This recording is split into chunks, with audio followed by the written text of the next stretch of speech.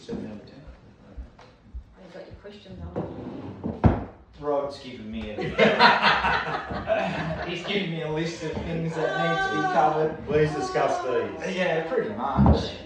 Very good. I think just for timeline wise and efficiency, maybe I'll just direct, if you don't want to be the focus, it makes sense that I direct a couple of things to it, and then you can communicate at the end about it. Gaylene can correct me.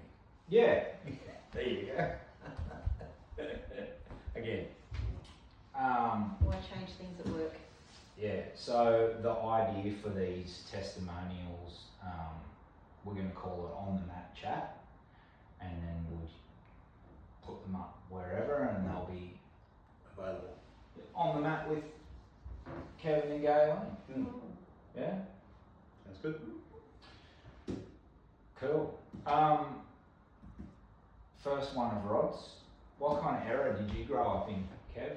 What's your background?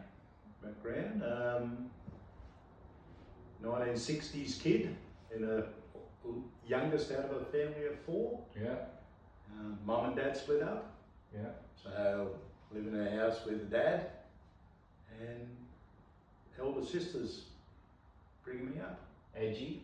Edgeworth, Yeah. Edgeworth, then West Wallsend, How was it around that area in that time? We didn't have much. Yeah. Things were tough, but things were good. Yeah. You could go and do what you wanted, Yeah. you know, Freedom. freedom. Yeah. And And was there, would you say, a culture around like health and lifestyle at that time in that No. area? no. Eat what was available, Yeah. eat what they could afford. Yeah. Maybe once a week shout, maybe maybe some fish and chips once a week. Yeah. But Sunday baked meal, Yeah. Nice. Good old traditional baked meal. and if you didn't know it yet, you sat at the table until you had it. Yeah. Righto. Okay. Yeah. And 8:30 to bed. Yeah. Clean your teeth before 8:30 and get to bed. Sounds like a disciplined household. Was yours similar or No, mine was more Girls' relaxed. house. girls' house? Mine was more relaxed than.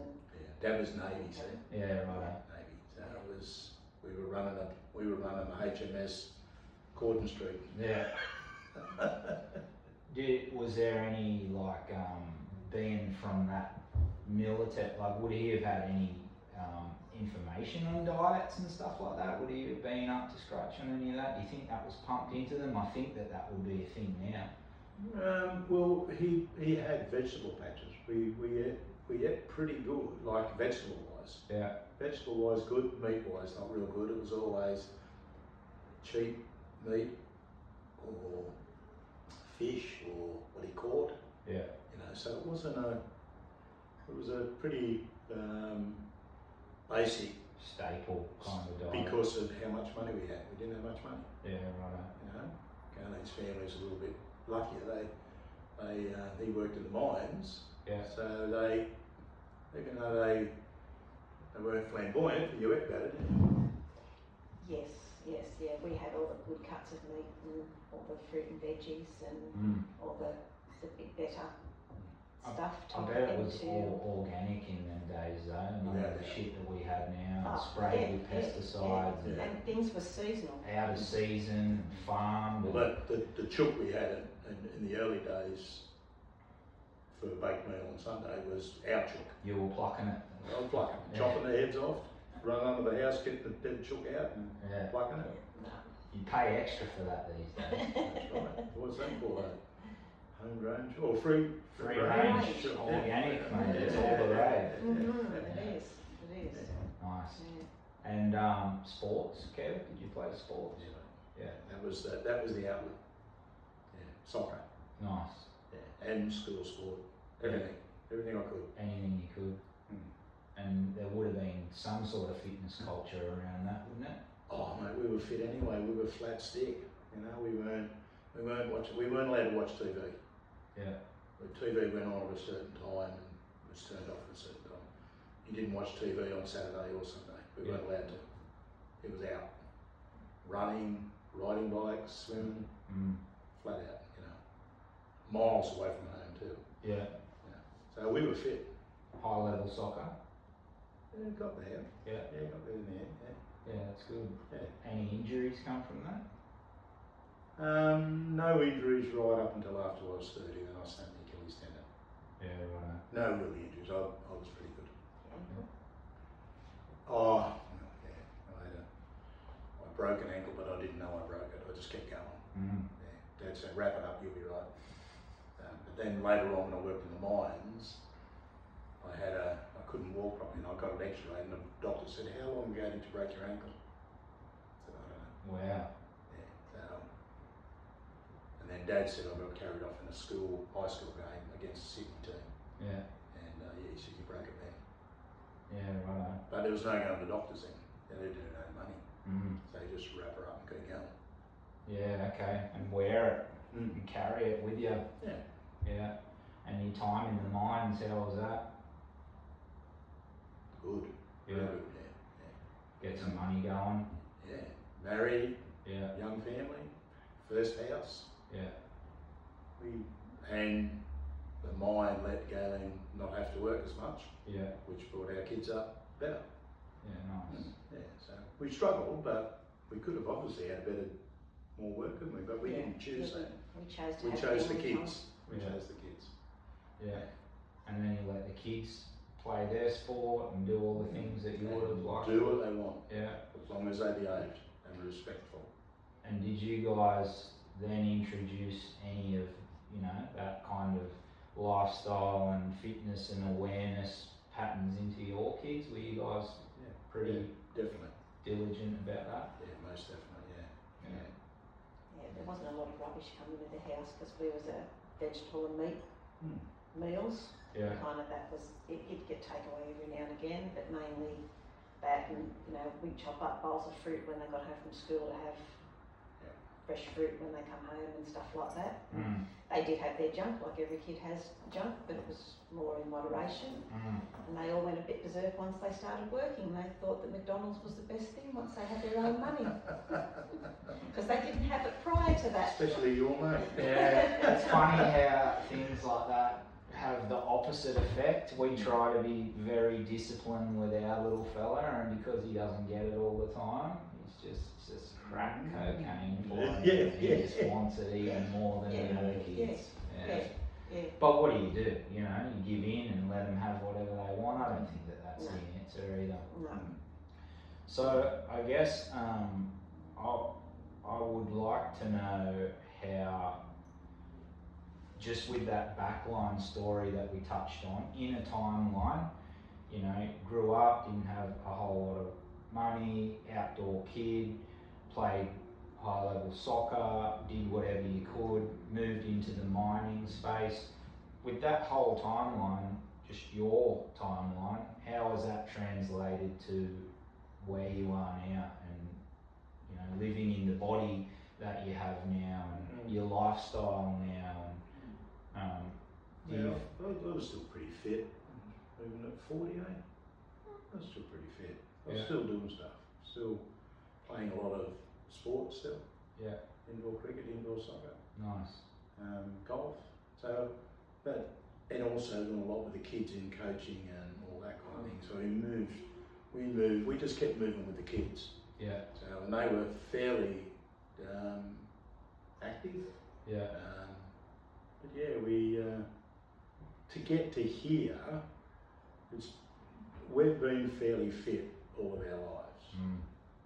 Gaylene hasn't done a lot of sport, but she's still fairly fit. Walked and had a good outlook on fitness. Active, Yeah. mobile, and I guess we weren't lazy TV watchers. at where you're at in your life, which is mid-60s, there's a lot of comparisons that you can draw. A lot of people that have gone a lot of different ways. And Without doubt. you can see different outcomes and go, well, they chose that road and that's how that's turned out, and these guys were relaxed on that and that's how that's turned out. I think it changed a lot when we went into business. And we had to focus on getting the business going. It took 20 years to get a business going. Yeah. So it took a lot of focus. It was the kids were old enough to go and do their own gig and start their own stuff, their own work, their own cars, and their own eating habits. But we went on that mission with the business, you know. And that was a 20-year mission. I think that's important to say, and I'm really glad that you brought that up. I probably would have missed that because a lot of stress involved in that time, and like an injury or common too, you carry that, and you carry everything that takes to set that up. That 20 years, you've carried that. To one person can't do that. 2 people have to do it. It's so important. Like a bit like Rod Nez, you have to be committed and roll the punches and go in with the tide and then out with the tide, and then you get a tidal wave. But then I think we kept fit because we had the business, because of the type of business that it was. It was out and about. Like Kevin was out in the road, I'd done the shop. Beginning of summer, what was it? 70 something bags are sold on a pallet. And it'd be nothing to go through a couple of pallets a day, and I lifted most of those, most of that salt because they weren't there. So I was loading it in cars and loading stuff. So I was doing a lot of heavy work as well during those years, but I got used to doing it and I just done it. And I think that's probably what kept us fitter. And we sailed, so over weekends. So we was kind of. And we took up sailing when I was 50. Yeah, so we kind of kept moving. We didn't sit. Requirements for the business that you set up. It's going to look pretty embarrassing if I let myself go and I'm trying to run a business like this. Prerequisites, you kind of got to be somewhat fit. And we also had a rule that we ended up learning, that no talking about business at home. Nice. We talked about sailing, we talked about getting the lawn done, what did the kids do, and it was most important we done that. You had to go off. Because it's a bit like someone running a business now, coming home and being on the phone talking about business, where your kids are all sitting around waiting for dad or mum, and you shouldn't answer the phone when you go home. You know, should just.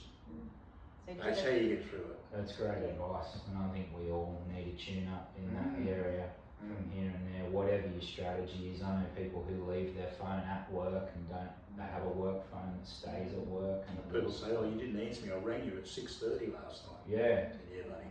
I was playing Lego with your 9-year-old. That's right, exactly right. Well, our evening meal was our important meal. Everybody was home for that. And girlfriends, whatever, and we would just sit around the table when we finished tea and we'd all talk about how was your day today, you know, what did you do today, what did you get up to, you know, blah, blah, blah, blah, blah. What are we doing next holiday? And and we discussed, we might have sat round after dinner for an hour or more just talking about what happened for the day, and if the boys was going to be late home, they'd just ring and say, I'm running a bit late. Yep, no worries, I'll hold dinner off till you get in and we'll all sit together. And when our first son brought his girlfriend home, her family didn't do that, and she was amazed that we sat around and talked and asked how your day went and what you'd been up to, and you know, like laughing and joking. And eating at the same time. And she was kind of blown away that we done that type of thing, but that's something that we always done. Just you're normal. That was our. It is. And that's was, culture right there. That was our time to see what everybody was up to, and no, I really admire that, and that's what it is. It becomes culture. It's the kids' normal. They don't know anything different. Somebody comes in who's, you know, I'm gonna say outside of it, somebody who's not accustomed to that and sees it as very different. And it can be the same with health and lifestyle, or with walking, or with sailing, or with meat and vegetables, and it gets passed on. That's a great. All our 3 boys are all good eaters in good foods. You know, they don't shortcut a lot. They still cook good food. You know, Rodney and Wade and Ryan and Jess. They're up for it. You know? Still an active family to this day. Sam Wade, when he was going through school, he was probably, like, all of them ate terrific. I never had to fight with them about eating their veggies or nothing. They ate them all. But like when when the swimming carnival will come or something like that, and I'd go and say to him, well, it's canteen today, you can have whatever you want. Ryan and Rodney would go, yeah, I'll have a pie or chips or whatever. Wade, can you cut me up a salad? I don't want to have that. I go, oh, you're a boring child, can't you just do this once? But he didn't like it. Yeah. He didn't like anything fried, it was greasy, he didn't like that type of feel in his belly. Yeah. So, What good awareness to Yeah, pick that over a treat. he was, yeah, he did.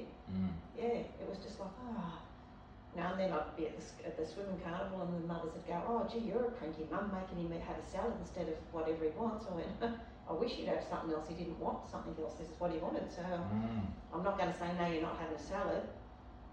You're going to have rubbish. That's awesome. That's good on him to know. I mean, it's taken me a long time to recognise what makes me feel crap. Because again, I I think think you have to go through the crap stage. your normal to do it. becomes your normal. Yeah. You have to go through it to come out of it, I think. Yeah, to get the different feelings. Stopping kids having certain things, I don't think it's the real answer. The real answer is you keep doing the right thing and it runs. But everything in moderation. Lead by example. We had days where we had junk and that we might have had takeaway and junk, and that was, we had a day of that, and that was cool. But like just everything within moderation. It's They good wasn't junk, allowed to. They wasn't allowed to like gouge junk all the time. It was like, no, that's in the fridge. That's in the fridge. And no to TV, I think it's crucial. Good A lot job. of these game things, so they got in a little bit, but they never had time to even get into that. All their mates and all were the same. Their families were the same. They're all goers, you know, all doing stuff. You know. It was punishment to make them stay inside. Yeah, so they hated it. And then they all gravitate to each other. It's awesome. Mm. So, what was your experience with Space to Grow like? That's me. You. You. Yeah, well. Just, I mean, it doesn't have to be detailed, accurate. Just sum it up. What did you expect? Did you have any expectations when I walked in the door? How did it come about? Did it turn into something that you maybe didn't expect as it unfolded, or? No, I think to me, once you explain the basics of it, it brought back memories about what I used to do training that I forgot all about and got lazy or got old or stopped doing, run a business. But breathing in through the nose and trying to relax your body and all those kind of things and do that, it brought back a lot of sort of memories of that, I suppose you would call it. Feels natural. Yeah, and now we're doing it. It's surprising how much I breathe in through my nose and push the tummy out without even knowing now. You know, and it's good. It's good. So and it's made us. It's give us a good direction. Well, Someone needs reminding now and again. Have you done it yet, Gaylene? Yes. Have you done it today? Yes. Oh, there you go. See, I- she was I had got to up at 5:30 this morning and done the exercise. Didn't before see I you went up out. when I was doing mine. be. Well, she was gone before I got into bed. But we remind each other. Yeah, it's Because good. And we it's ride good our for bikes. the two of us. It's Yeah. Yeah. Remember when you said that? Yeah, no, it's the first couple that I've worked Yeah. with It is really together. Yeah. And the bit that I didn't account for that I love so much is the accountability. Yeah. Have you done yours? Yeah. I can see what you're doing with your head. You know, it's really good. No, it's good. Well, we rode our bikes down to Stockton the other day, and I'm going, have you been breathing? Have you been breathing while you're riding? He went, oh no, I forgot. I went, well, there you go, I've been doing mine. See you later, pal. Yeah. And it is, you can be like that. You can actually be talking to people or concentrating on other things and you forget. And then it comes to you going, shit, well, I'm not doing it. I should be doing it. So, no, it's been good. Yeah. Been real good. And good, since you haven't been and since we've been keep doing it, we are doing things that you said so much easier, moving your body, moving your legs up from that kneeling position to get it up. I can do that now, I couldn't do it before. So, Awesome. yeah, so there's things that are just naturally, and not not in some big huge rush. It's just happening. Mm. The more we do it, the better we're getting at concentrating and some structural strength, I would call it. Posture, yeah. Posture, yeah. Moving easier. It's. I like to. I've called it a lot of things, and that will continue to develop, I'm sure. But at the moment, I like to call it organisation of the body, and I think that's a good way to get the point across, because people say, "What is it?" all the time. What is it?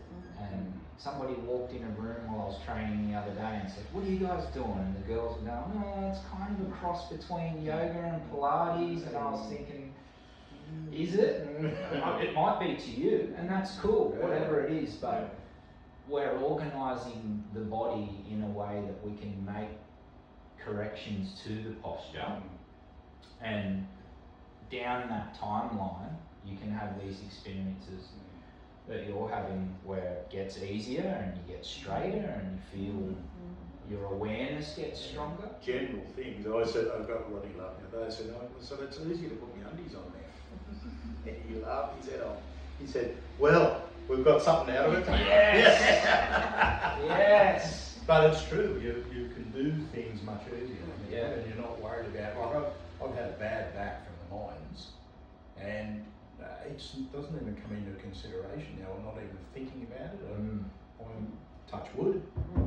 Yeah. Touch wood. It's because I've had some bad back issues, haven't I? But now seems like the core strength's better. Yeah. My hips I don't feel nothing in my hips. Yeah. And that's where that hip and backbone right down there. You know? So good. Yeah. That's right. And that is, that stems from that body organisation and just translates to better function. Everything's efficiency. Everything's more efficient. And your legs aren't heavy anymore, and I can hop up off the floor. And I think that you tend to, once that starts to happen, and we've talked about that before, where we might have had a new knee, so you favour it with the hip and do things differently. It feels like I'm more central now, more balanced to the side of central. So don't feel like I'm favouring things to do, sort of thing. You know what I mean? Yeah, I'm so glad we waited, because we did have the opportunity to have this conversation at the end of our 4-week block, which was probably 5 or 6 weeks ago now. Yeah. And the idea was, no, let's leave it for a little while and then have a chat later, because the body doesn't change. That's right. No, and you're right. Yeah, it doesn't. Yeah, it doesn't. But my hips have been heaps better. Oh, it doesn't. Heaps I've better. heard about the hips for 3 weeks. I don't struggle getting out of bed like I was. I can get up. We're still 67-year-old. We've still got those issues. Yeah. But they're nowhere near where I'm we're way not stronger and things are easier. Yeah, love all that. Well, you've answered the next question, so I won't go into that. And then the last one I've got on the little list here is, who would you say it's for? Who does it say it's for?